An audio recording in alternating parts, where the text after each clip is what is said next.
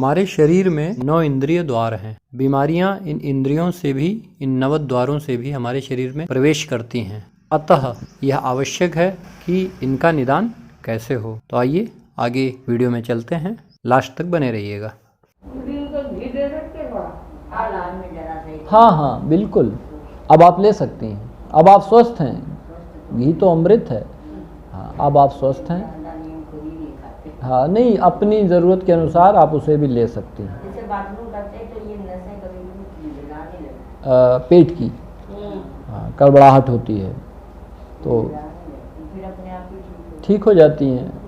वो जो अंदर जिस प्रकार की चीज़ें हैं, विकार हैं, वो धीरे धीरे ऊपर वो औल के आएंगे, पानी खोलेगा तो उबलेगा। वैसे ही आप जो अपने आप ठीक हो जाएगा, क्योंकि वो जो गंदगी थी वो निकल गई, ऑटोमेटिक शांत हो जाएगा। तो उसमें कोई समस्या की बात नहीं है। समस्या बस बाथरूम वाली ही है। इसको चलने दीजिए, क्योंकि यही हमारे 9 द्वार हैं जहाँ से गंदगी अंदर जाती भी है और बाहर निकालने का भी वही रास्ता है। 9 द्वार कौन कौन से हैं?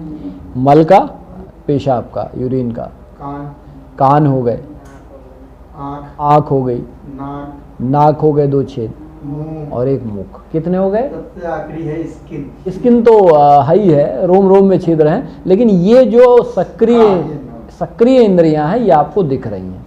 तो इन्हीं के माध्यम से, चाहे वाणी हो, चाहे किसी के विचार हो, आप जो सुन रहे हो वो इन्हीं के माध्यम से शरीर में प्रवेश करता है। कुछ देखा तो मन ने कहा कि अच्छा हो या बुरा, विश्लेषण तुरंत करता है, ये बड़ा अच्छा है, और उसकी ग्रंथियां हमारी आंखों के माध्यम से हमारी बॉडी में प्रवेश कर गई और रोम रोम में उनका निवास हो जाता है।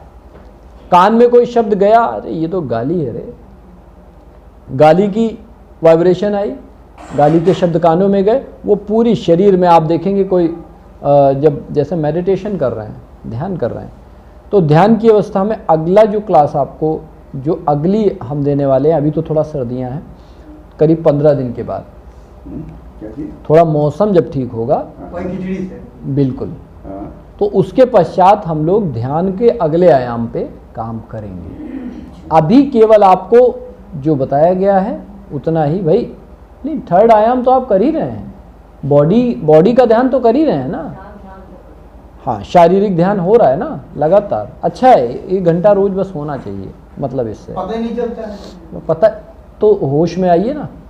पता है इसलिए नहीं चलता क्योंकि शरीर में अब पीड़ाएं नहीं हो रही हैं, पहले पीड़ा होती थी। अब आपको करना है क्या? अब तो शरीर का चल रहा है लगातार, सिर से पांव तक, पांव से सिर तक चल रहा है, उसी को हमें फिर एक बार रिवीजन करना है।